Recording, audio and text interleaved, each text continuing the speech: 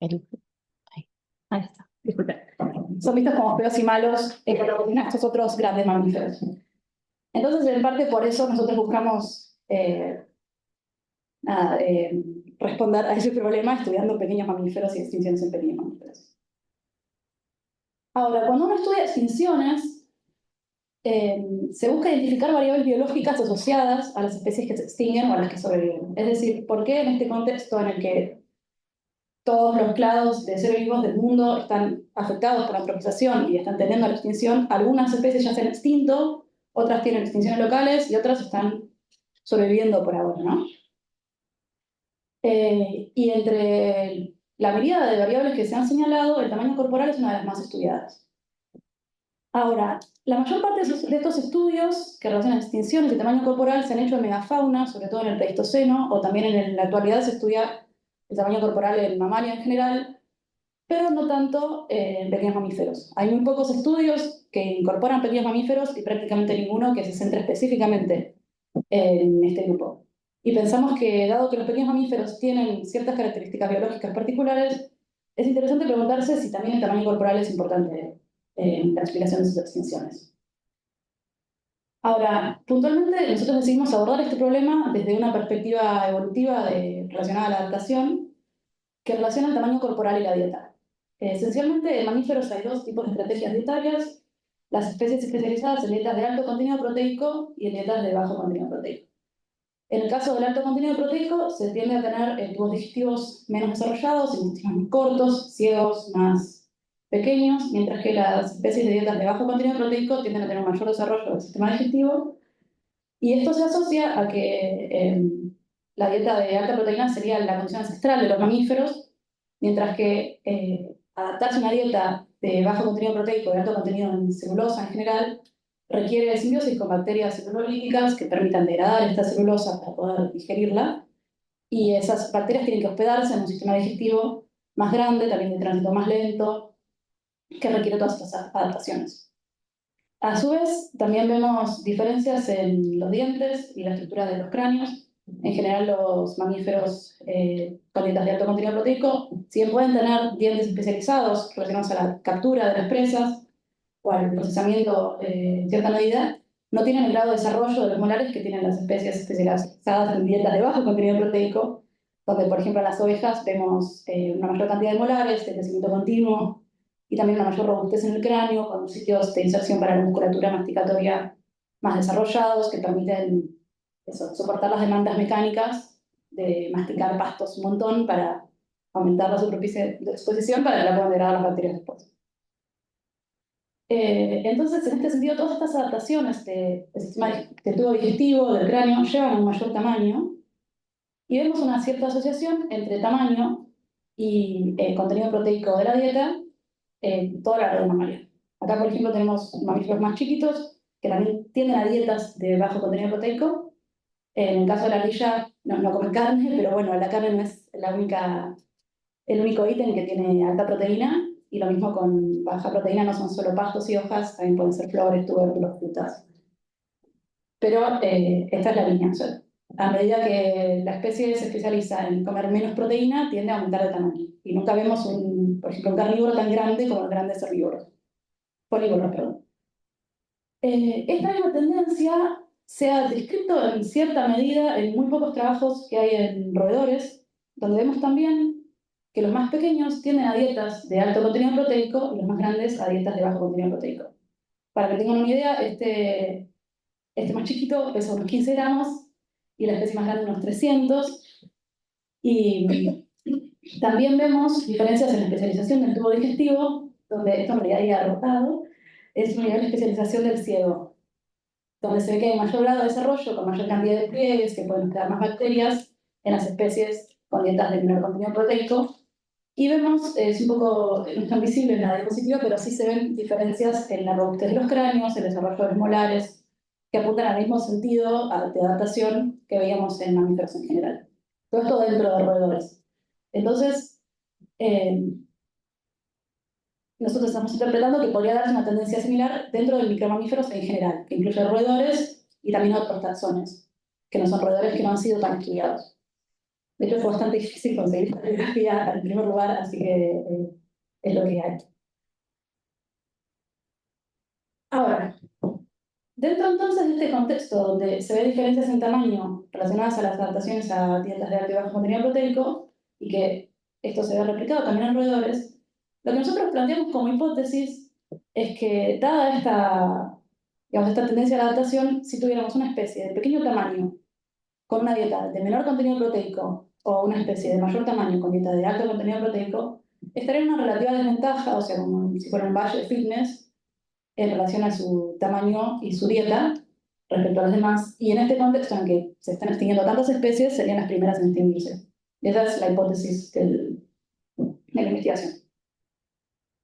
Ahora, lo último que voy a introducir es una cuestión metodológica para comparar la biodiversidad a través del tiempo de pequeños mamíferos. Se usa este agente de muestreo, que es la lechuza de campanario, Tito alba o las lechuzas del genotito, que es un cazador oportunista que vive en cuevas y salientes rocosas y caza alrededor de 5 kilómetros cuadrados en torno a su sitio de donde la dormir, digamos. Ahí en ese sitio vuelve, regurgita restos no digeribles de sus presas, entonces genera un depósito donde podemos identificar huesos que nos permiten ver qué especies hay en los alrededores, y este depósito se va acumulando en el suelo de las cuevas y nos permite comparar la composición de una comunidad, por ejemplo, 500 años atrás y en el presente. Una relación, por las dudas, con comunidad me refiero a especies que viven en el mismo lugar al mismo tiempo. Es decir, en este ejemplo que estoy dando, hace 500 años había más pequeños mamíferos coexistiendo en los alrededores que en el presente, que es lo que vemos en general en todos casos. Entonces, el objetivo que nos planteamos es analizar la relación entre vulnerabilidad y extinción y la interacción entre masa corporal y dieta, estudiando extinciones recientes de pequeños mamíferos en comunidades del hemisferio sur, considerando distintos modelos de probabilidad de extinción. Y ahora, pasando ya a los métodos, trabajamos íntegramente con bibliografía. En primer lugar, relevamos trabajos que hablaban de sitios, o sea, sitios, básicamente una cueva donde hubo lechuzas de genotito durante mucho tiempo. Entonces, buscamos sitios con presencias de pequeños mamíferos en el presente y en el Eoceno tardío, con una cota de hasta 1000 años para poder comparar la composición anterior con la presente. Y hay distintos tipos de formas en las que se puede generar un sitio, pero para minimizar el sesgo de muestreo nos restringimos a los generados por lechuzas.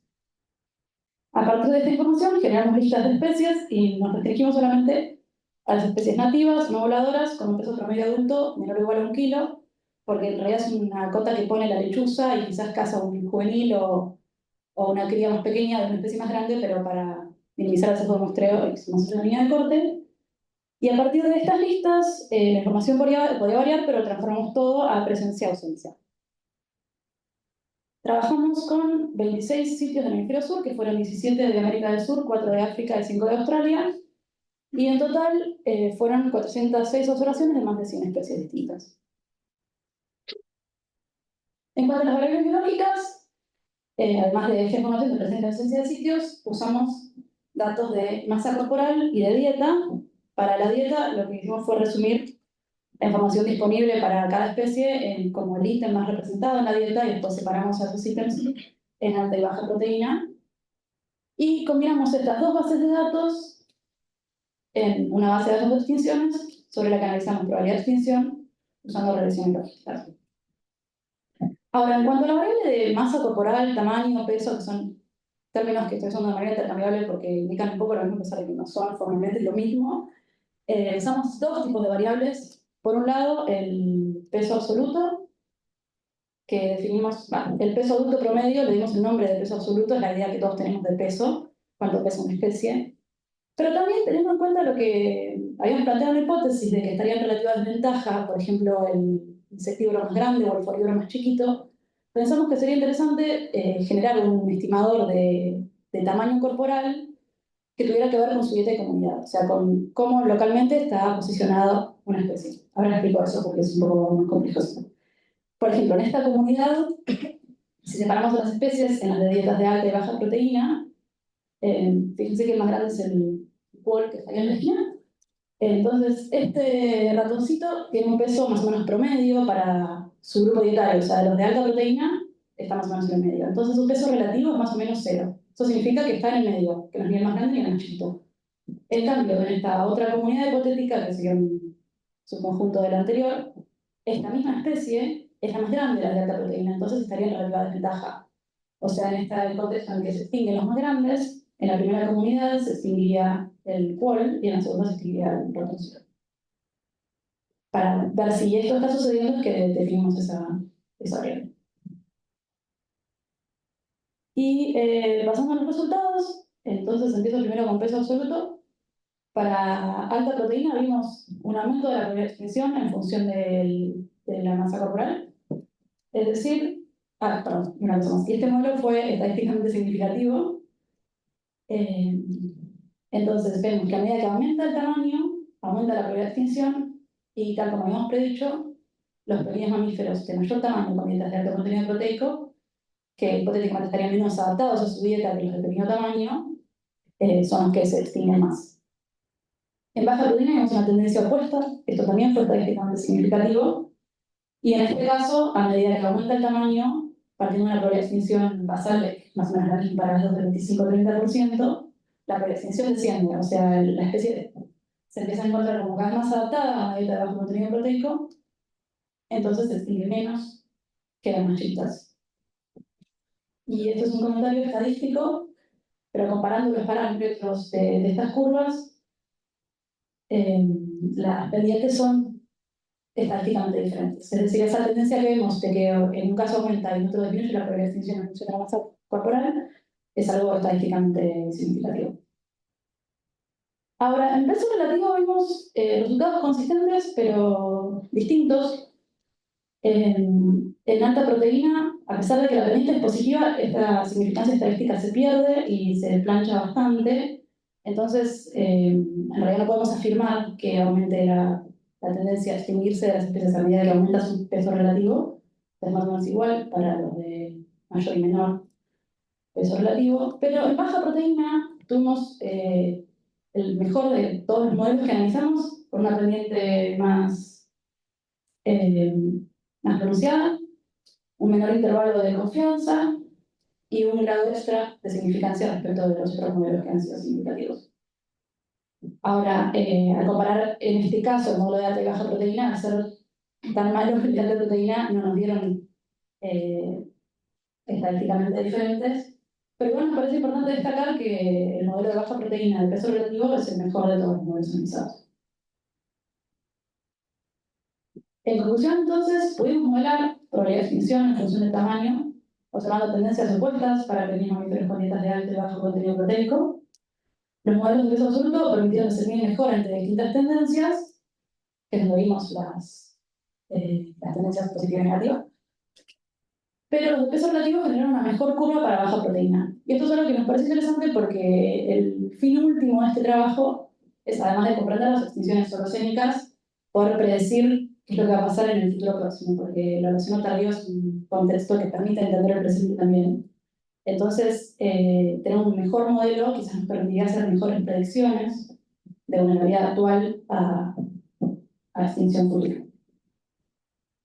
Y por último, nos parece que este estudio resalta el potencial de los estudios centrados en pequeños mamíferos, porque como les contaba, la mayor parte de los estudios de extinciones recientes, cuando involucran a pequeños mamíferos, lo hacen en un pool completo con mamalia. Entonces, por ahí comparan la tendencia de todo lo que está bajo de 10 kilos con el resto de los mamíferos, o con los de, no sé, 10 kilos de una tonelada y los demás de una tonelada. Entonces, tendencias dentro de mamíferos de menos de 1 kilo son algo que resulta invisible para todos los demás estudios. Entonces, eso creemos que hay que estudiar más dentro de los mamíferos. Perdón, ahí. Y por último, las perspectivas de futuro que tenemos, queremos comparar por separado Australia con América del Sur y África. Lo pongo en términos de pregunta porque ya lo hicimos y nos dio peor, pero quizás más adelante, incorporando nada, más datos, más cosas, más análisis, más consideraciones, podemos ver tendencias diferentes, considerando el carácter insular de Australia. También en Australia la mayor parte de los mamíferos, todos los mamíferos nativos son marsupiales o monotremas. En América del Sur y África tenemos otra representación, entonces creemos que debería haber tendencias diferentes, a pesar de que no las estamos viendo todavía. También queremos testear otras categorizaciones dietarias, por ejemplo, especialistas versus generalistas. Ya hemos probado con otros recortes de dieta respecto a la celulosa o 3 factores en lugar de 2 con el contenido proteico, pero bueno, esta sería una categorización diferente. También nos interesaría ver si esta misma tendencia se ve en más rangos temporales, por ahí en recortes de estos últimos 500 años, o quizás también vemos algo parecido en las extinciones locales del Pleistoceno, pero nada, necesitamos muchos más datos para poder ver esas cosas, por lo que queremos seguir agregando nuevos sitios, que es algo que ya estamos haciendo. Y algo que definitivamente nos falta, que es lo que queremos hacer en el futuro próximo, es incorporar información filogenética. Y una cosa más es que esta información de presencia-ausencia que usamos podría volverse mucho más sensible si la relacionamos con información de abundancia, que es algo que en realidad es un compromiso que tenemos porque no todos los trabajos de sitios tienen esa calidad de información. Entonces tendríamos menos sitios con mejor información o más sitios con peor información. Pero antes de extinguirse localmente una especie, lo que sucede es que se reduce la cantidad de individuos en una población. Y por ejemplo, en Bahía de San Borondón, que es el ejemplo que había contado al principio, creo que se extinguieron 2 o 3 especies en los últimos 500 años, pero bajó la abundancia de otras 8. Entonces se pueden ver tendencias un poco más finas si consideramos este tipo de variable.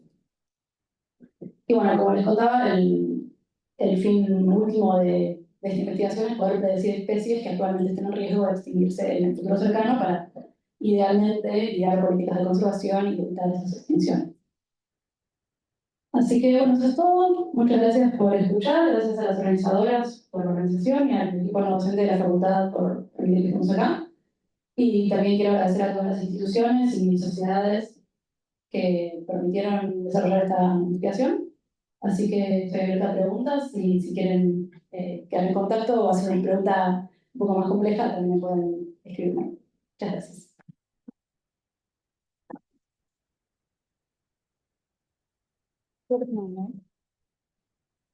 ¿Preguntas? Yo tengo una consulta. La presunción de que se extinguen con tiene una mayor tasa de extinción con los depredadores o alta proteína, era alta proteína grande, ¿no? Y baja proteína chico.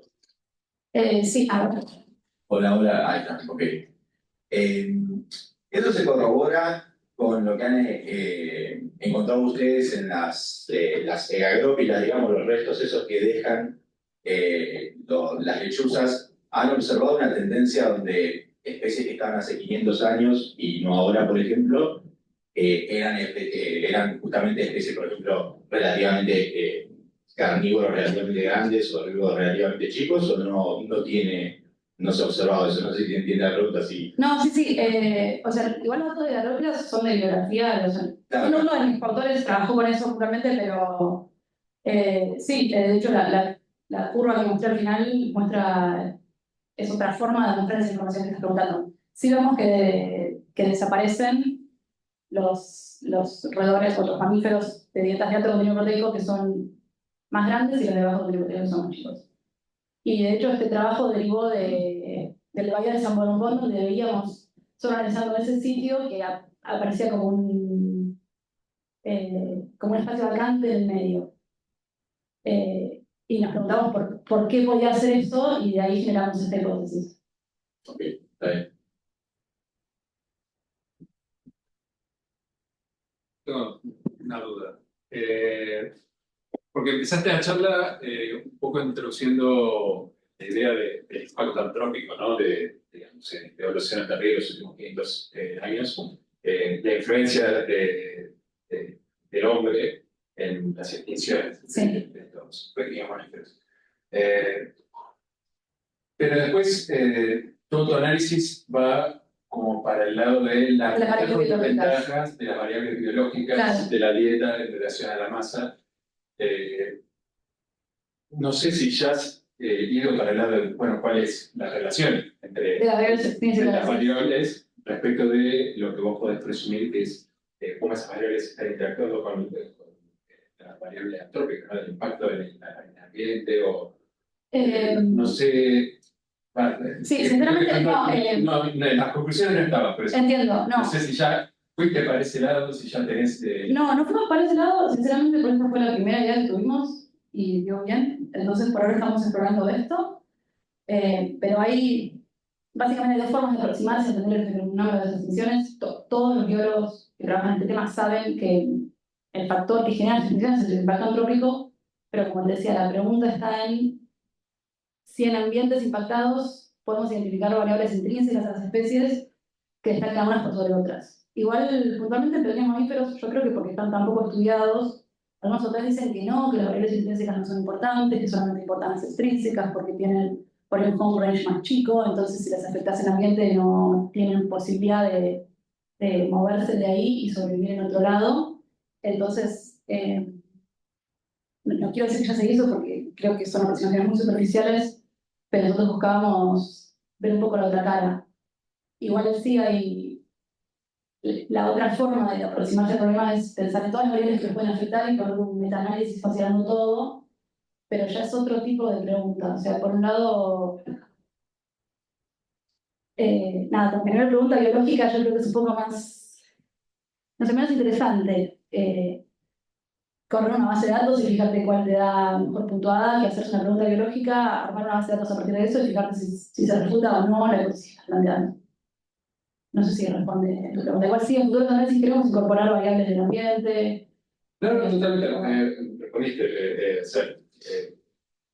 que no iba por el lado de analizar estas variables que vos estás estudiando respecto de la influencia antrópica. O sea, Claro, no, para todo el contexto, porque por eso hay cosas que uno piensa que son sentido común, pero para mí los gráficos de definiciones en función del tiempo y señalar las causas puntuales que se identifican como las más importantes, para ayudar un poco el contexto, para entender lo que está pasando. Porque si no, si hablo de definiciones de pequeños mamíferos, capaz que es, bueno, pero son tantas, son tan importantes, son tan aceleradas, entonces por eso también introduzco por ese lado.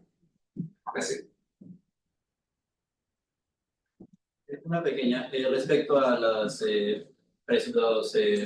que mencionaste que tomabas en cuenta que los materiales antes tenías presentes, los que eran nativos. ¿No te parecería que hubiera sido tipo, una perspectiva interesante para el análisis, ver si tal vez la competencia con las especies invasivas de roedores pequeños pudo haber tenido un impacto fuerte en tipo cómo funcionan las comunidades o cómo han sido reemplazados esos nichos? Con los introducidos, bueno, de hecho, la competencia, por lo que tengo entendido, no se considera como un factor de gran importancia, por lo menos dentro de ensambles de roedores o de comunidades de pequeños mamíferos. Sí, quizás la competencia con las vacas que les comen el ambiente o las ovejas, eso que arrasan con el recurso completamente. Pero tengo entendido por lo que leí que no sería un factor muy importante. ¿Alguna pregunta más? Bueno, gracias, Sofi.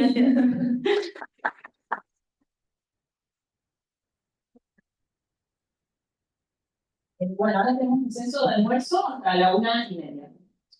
Acá sí que hay cosas, o sea, vamos a estar con llave, pero bueno, igual tengan cuidado con todas sus cosas porque hubo situaciones. Sí, y a las 1:30 es acá. El siguiente taller va a ser donde está el otro congreso ahora. A las 2 pasamos para allá, pero 1:30 nos encontramos acá. Es para que nos acuerden y se podamos ver.